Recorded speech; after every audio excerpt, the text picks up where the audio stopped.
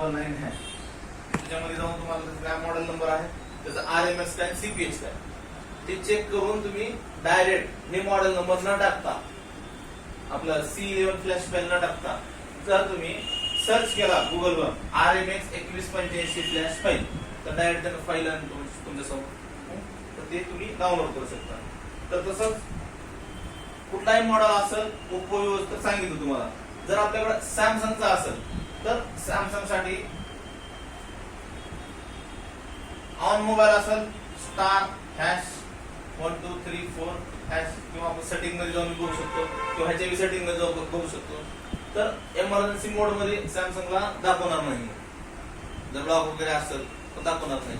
तर तुम्हाला त्याला रिकव्हरी मोड मध्ये घेऊन बघावं लागेल. मोबाईल स्विच ऑफ करावा लागेल. डाउनलोडिंग मोड मध्ये दाखवलं आणि रिकव्हरी मोड मध्ये दाखवलं. त्याच्यामध्ये तुम्हाला सॅमसंग साठी जसं की आपण म्हणतो की J2 मोबाईल किंवा J7 मोबाईल किंवा A50 मोबाईल तर या मोबाईल मध्ये भी काय असू शकते सीपीयू वेगवेगळे असू शकते. मॉडेल एकच आहे पण त्याच्यामध्ये 2020 2021 22 कंपनीचा सीपीयू एखाद्या चेंज भी करू शकते. त्यासाठी आपला डायरेक्ट J2 मोबाईल जर असेल तर J2 मोबाईलची फाईल डाउनलोड कशी करायची तर त्याचा प्रोडक्ट कोड काय. आता J2 मोबाईलचा प्रोडक्ट काय असते J200 H असेल किंवा G असेल किंवा I असेल जी बी काय असेल ती त्या नावाने तुम्हाला जी फाईल सर्च करावं लागते. पण सॅमसंग मध्ये तुम्हाला डाउनग्रेड करता येत नाही. त्याला काय करावं आपल्याला आहे ते व्हर्जन मारावं लागेल किंवा अपग्रेड करावं लागेल. आता J2 मोबाईल J7 मोबाईल त्यांचं अपडेट बंद झालेलं आहे. तर जे आपले लेटेस्ट मोबाईल आहेत त्यांच्यासाठी अपडेट चालूच आहे. त्यानंतर अजून कोणते मोबाईल आहेत आपले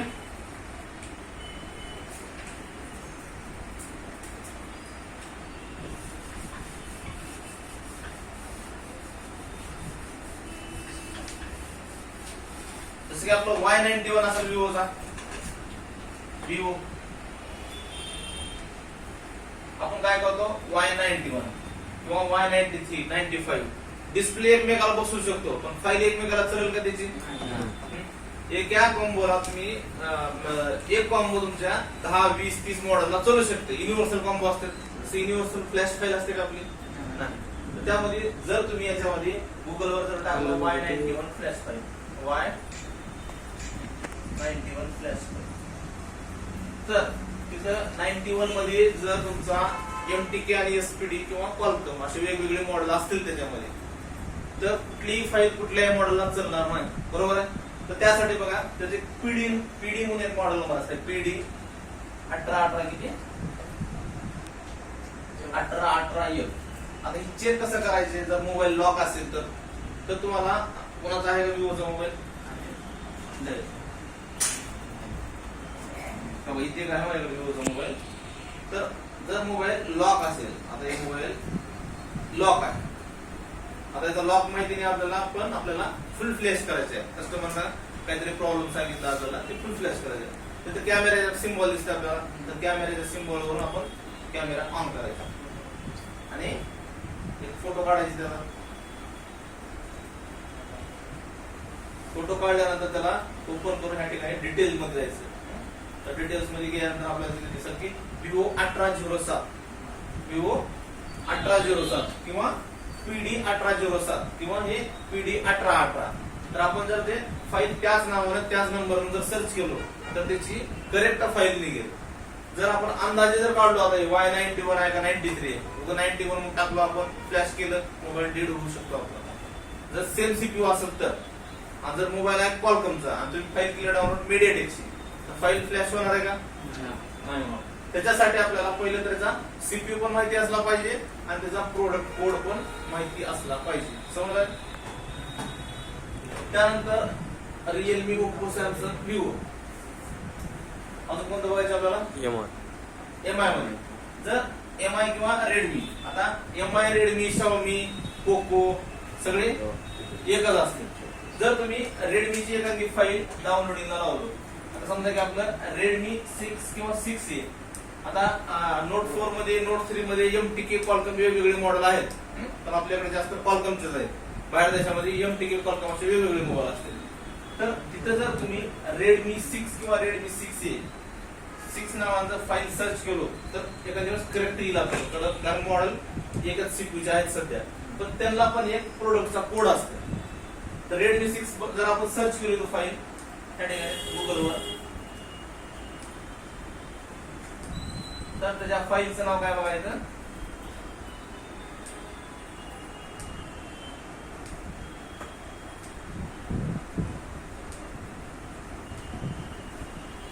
बघा हे फाईलचं त्याच्या प्रोडक्ट कोड आहे बघा, CREUS. जर नोट 4 जर टाकलं तर त्यासाठी मिडो नावाची फाईल येते, तर तुम्ही टाकू इथं नोट 4.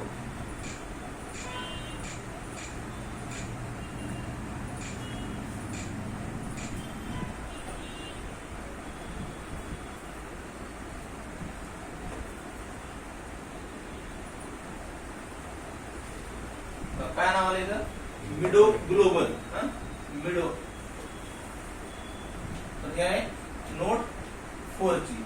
तर यामध्ये तुम्हाला फाईल कशा येतात, रेडमी मध्ये जर बघितलं एक ग्लोबल फाईल येते, एक इंडियन येते, एक चायना फाईल येते.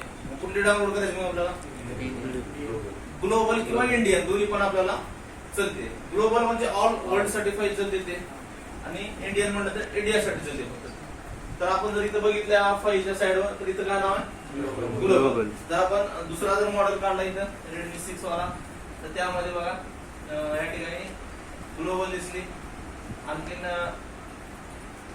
सर्च करू आपण दुसरं रेडमी नोट 10 वगैरे.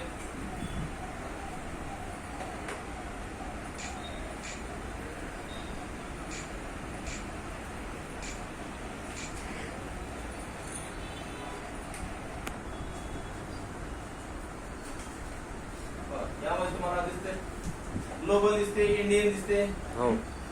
आता जास्त आपल्याकडे चायना फाईल लागत नाही, म्हणजे गरजच पडत नाही, म्हणून ती वेबसाईट जी आपली इंडियाची येतात, त्याच्यामुळे त्यांनी इंडिया आणि ग्लोबल दिले. जर त्यामध्ये तुम्हाला CH नाव दिसेल चायना, तर ती फाईल डाउनलोड करायची आपल्याला.